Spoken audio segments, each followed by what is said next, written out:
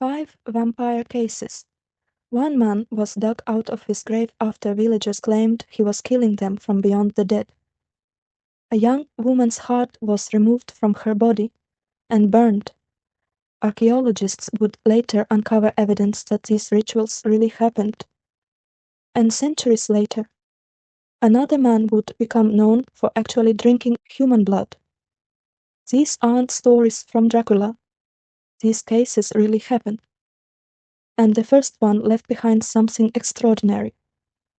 An official investigation into vampires, January 7th, 1732, a small village called Medveja, on the edge of the Habsburg Empire. A group of men had come here to investigate a series of deaths. Among them was a military surgeon named Johann Flückinger. But this was not an ordinary medical investigation. The people they had come to examine were already dead. Their graves were opened. Their bodies were removed from the earth, and one by one they were inspected. What Flückinger recorded was disturbing. Some of the bodies appeared far less decomposed than expected. In several cases, he described what appeared to be fresh blood. To the people standing around those graves, there was only one explanation. The dead were feeding on the living. They called them vampires. But this wasn't a story written centuries later. It wasn't folklore collected around a fireplace. And it wasn't Dracula. The investigation produced an official report. Its title was Visum et Repertum. And nearly 300 years later, that document still survives in the Austrian state archives. But the strangest part of the story had begun years earlier, with a man named Arnold Paole. According to accounts recorded during the investigation, Paole had once claimed that he had been attacked by a vampire while serving far from his home. He believed he had found a way to protect himself, but after returning to his village, Paole died. And soon afterward, other people began to die as well. The villagers believed Arnold Paole had returned, not as a ghost, not as a memory, but as something physical, something that left its grave, something that attacked the living. And eventually, they decided to open his grave. What they believed they found there would help ignite one of the strangest episodes in European history. A vampire panic so serious that officials, physicians, soldiers, and scholars became involved. For a brief moment in 18th century Europe, the question wasn't whether vampires existed only in stories. The question was whether the authorities could explain the bodies lying in front of them, and the answer would take much longer than anyone expected. But Arnold Paole wasn't the first case to alarm the authorities. 7 years earlier, another Serbian village had reported something remarkably similar. And this time the dead man at the center of the story was Petar Blagojević. Petar died in 1725 in the village of Kisilova, then under Habsburg administration. Under ordinary circumstances, his burial would have marked the end of his story. But soon afterward, other people in the village began to die. According to the official account that followed, 9 villagers died, and some of them made an extraordinary claim before their deaths. They said Petar had returned. They believed that the dead man was entering their homes at night, approaching them while they slept, and attacking them in their beds. Even Petar's widow reportedly claimed that she had seen her husband after his death, saying that he had returned to their home and asked her for his shoes. Frightened by what had happened, she eventually left the village. As the deaths continued, fear spread through Kisilova, and the villagers became convinced that Petar's grave had to be opened.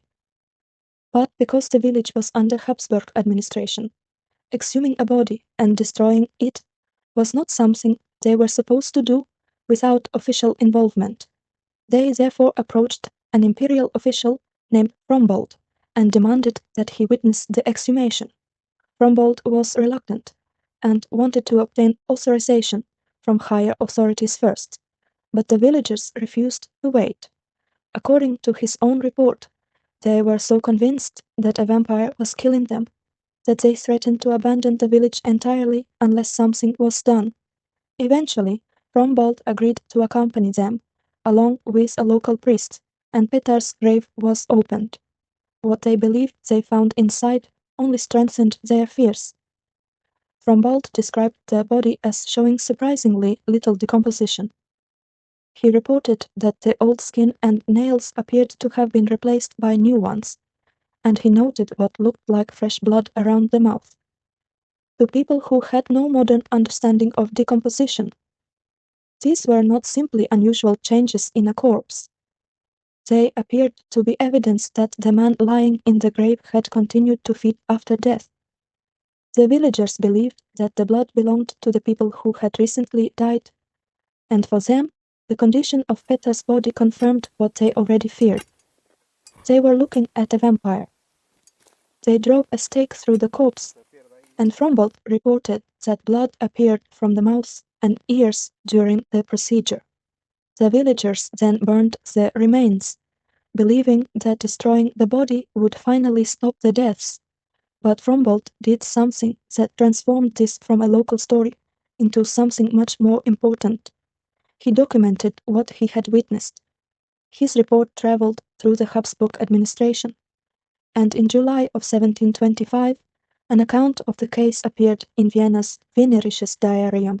A belief that might once have remained inside a small Serbian village could now be read hundreds of miles away, together with the later investigation surrounding Arnold Paole.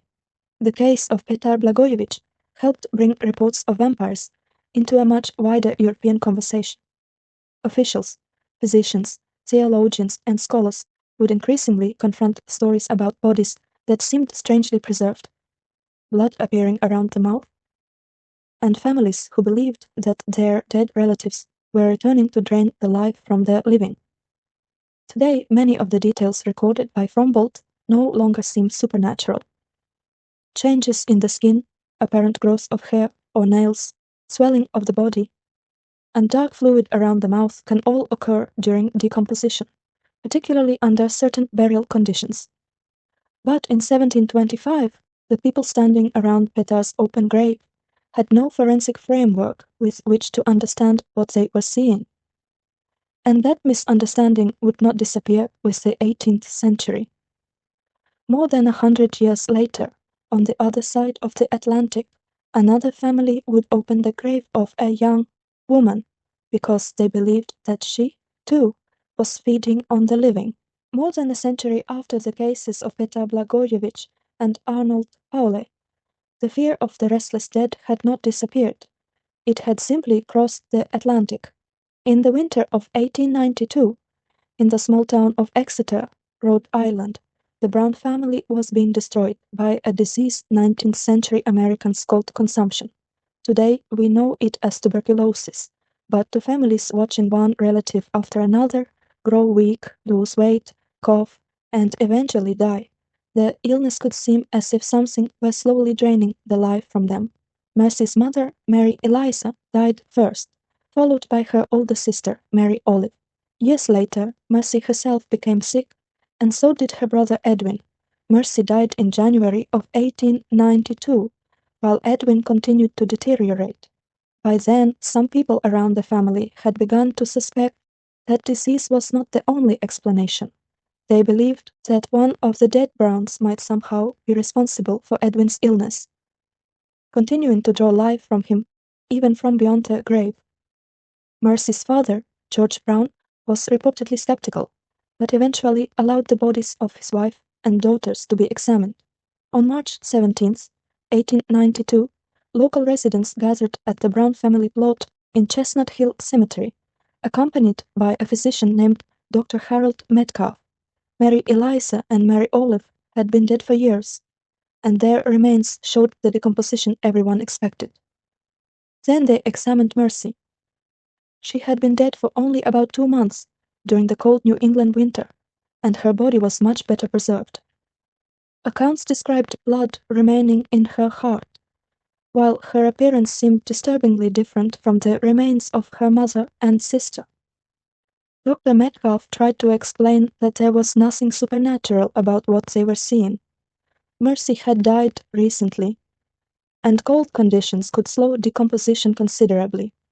But the people gathered around her body were interpreting those same signs through a very different understanding of death.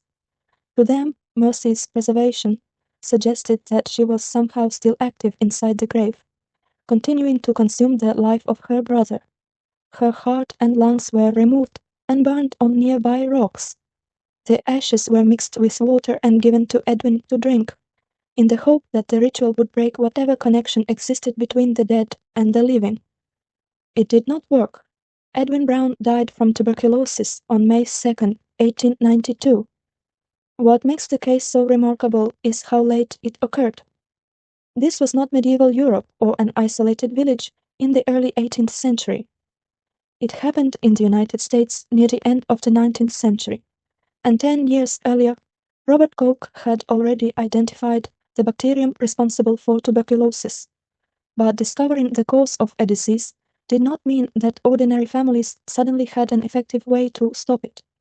Tuberculosis could move through households, gradually leaving its victims pale, thin, exhausted, and weak. Without understanding how the infection spread, the pattern could appear almost deliberate. One relative died, another began to waste away, and then another followed. Opening the graves could make the illusion even more convincing. After death, skin loses moisture and contracts, which can make hair and nails appear to have grown. Gases produced during decomposition can cause swelling, while dark fluids from inside the body may appear around the mouth or nose. Cold temperatures can dramatically slow these processes, leaving a recently buried body looking far better preserved than people expect. To someone already convinced that the dead could return, those natural changes could look like evidence that the corpse had moved, fed, or somehow remained alive. Mercy Brown was not a vampire. She was a 19-year-old woman who died from the same devastating disease that had already taken other members of her family. But more than a century after officials opened suspected vampire graves in Serbia, Americans were still opening graves for essentially the same reason. They were desperately trying to understand why the living kept dying. And eventually, archaeology would uncover physical evidence showing just how seriously some Americans had taken that fear. The story of Mercy Brown might sound like an isolated survival of an old superstition.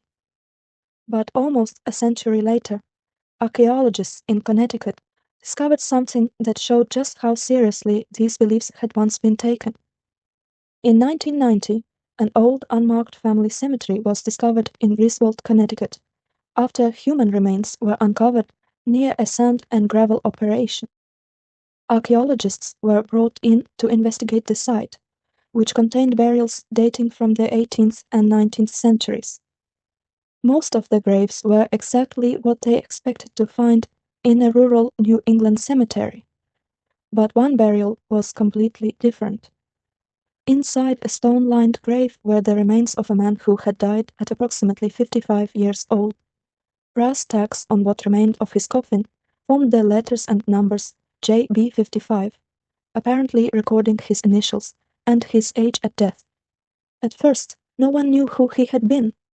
For decades, researchers would simply call him JB55. What made the grave remarkable was the position of his skeleton. The man's body had apparently been disturbed sometime after burial, when decomposition was already well advanced. His skull had been removed from its normal position, and his thigh bones had been taken from the lower body and arranged across his chest beneath the skull, creating a deliberate skull and crossbones pattern. Other bones around the chest had also been disturbed.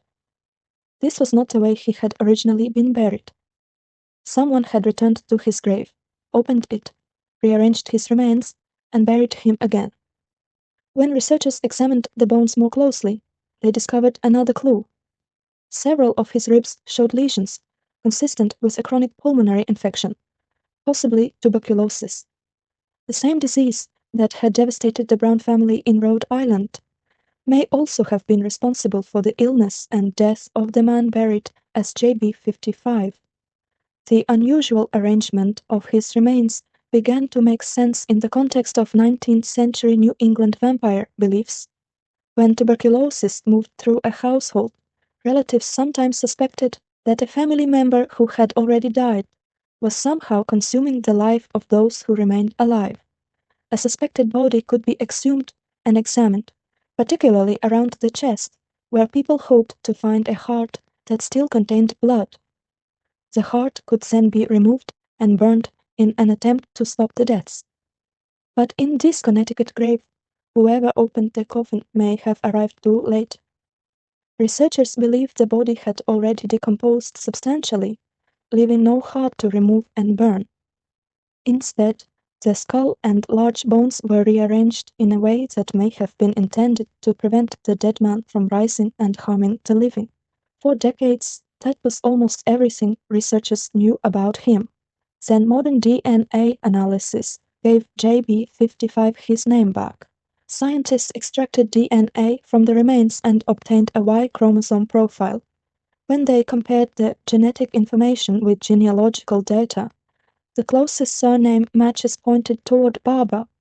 Researchers then searched historical records from the area and found evidence connecting the burial to a man named John Barber, whose family members appeared to have been buried nearby. The identification is described by the researchers as putative rather than absolutely certain, but the combined genetic and historical evidence strongly pointed toward him. More than a century after someone had reopened his coffin, because they may have feared what he could do after death, science had reconstructed part of the story that his grave had preserved. John Barber was not a vampire.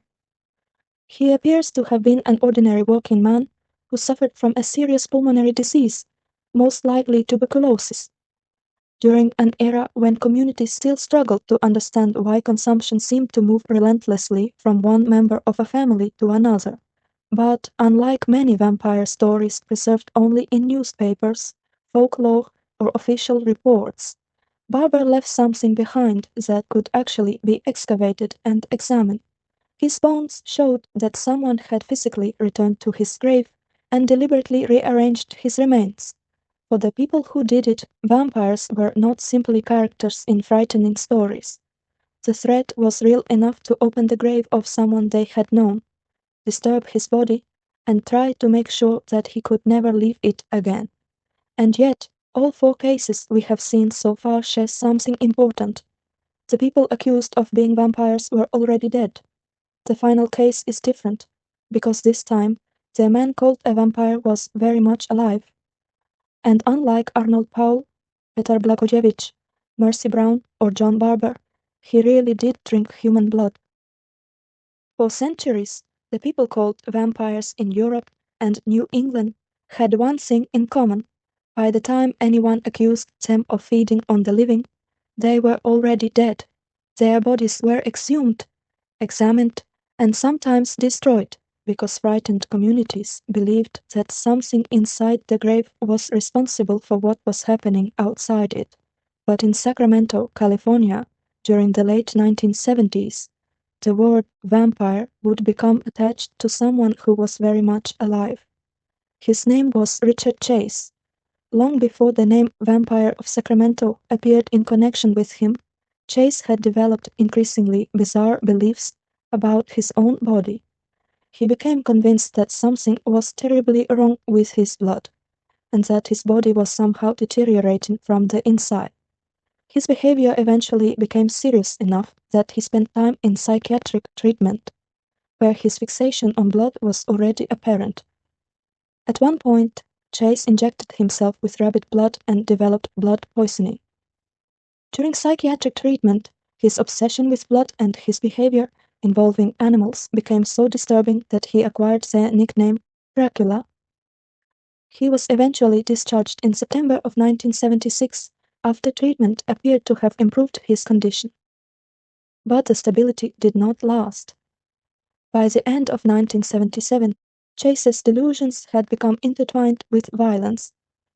On December 29th, 51-year-old Ambrose Griffin was shot and killed in Sacramento. Then, in January of 1978, the violence escalated dramatically. Chase entered homes and attacked people he did not know. Unlike the vampire panics of the 18th and 19th centuries, there was no misunderstanding of decomposition here, and no disease moving mysteriously through a family. Investigators were dealing with a living man whose fixation on blood had become part of his crimes. On January 27, 1978, 4 people were killed inside a Sacramento home. The crime triggered an intensive investigation, and Chase was arrested the following day. Altogether, he was convicted of murdering 6 people during a period lasting only about a month. The details revealed afterward explained why newspapers and the public connected his name with vampires. Chase admitted that he had consumed human blood, and testimony during his trial repeatedly focused on his fixation with blood. Contemporary reporting referred to him as the vampire killer, while he later became widely known as the Vampire of Sacramento. But there was nothing supernatural about Richard Chase. His case belonged to an entirely different world from the graves of Petar Blagojević, Arnold Paole, Mercy Brown, and John Barber. Those people became vampires because communities misunderstood disease, death, and decomposition. Chase received the same label because of the behavior of a living person. In May of 1979, a jury convicted him of 6 counts of first-degree murder.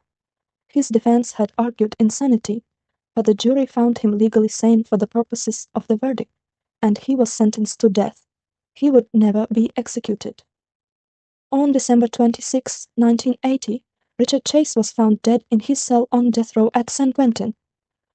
Contemporary reports indicated a possible medication overdose. Later accounts generally describe his death as an apparent suicide. He was 30 years old. Nearly 250 years separated Richard Chase from the investigation that produced Visum et Repertum, yet the same word had survived: vampire. In 1732, it described a corpse that villagers believed had risen from its grave. In 1892, it described a young woman whose body had been preserved by the cold, while tuberculosis devastated her family. In 19th-century Connecticut, the fear was strong enough for someone to reopen a man's grave and rearrange his bones. And in 1978, the word was attached to a living man because he had actually consumed human blood. The vampires were never what people believed them to be. But the people, the graves, the documents, the diseases, the rituals, and eventually the crimes were real. For hundreds of years, people searched for vampires in graves, opened coffins, examined bodies, burnt organs, and tried to stop the dead from returning. But the evidence they left behind tells a different story. In Serbia, natural changes caused by decomposition were interpreted as signs that the dead were still feeding. In New England, tuberculosis moved through families so relentlessly that people searched their cemeteries for an explanation. And in the case of John Barber, that fear became something archaeologists could still see more than a century later, preserved in the unusual arrangement of his bones. Richard Chase was different. He was alive, and the behavior that earned him the name Vampire of Sacramento had nothing to do with the supernatural. None of these cases proves that vampires existed. What they prove is something much more interesting. People believed they did. They believed strongly enough to open the graves of their relatives, examine the bodies, destroy remains, involve doctors and government officials, and record what they had seen in documents that still survive today. The vampire we recognize now belongs to fiction. But behind that fiction are real people, real graves, real diseases, and real fear. And perhaps that is why the vampire survived for so long, because the monster was imaginary. But the stories that created it were real.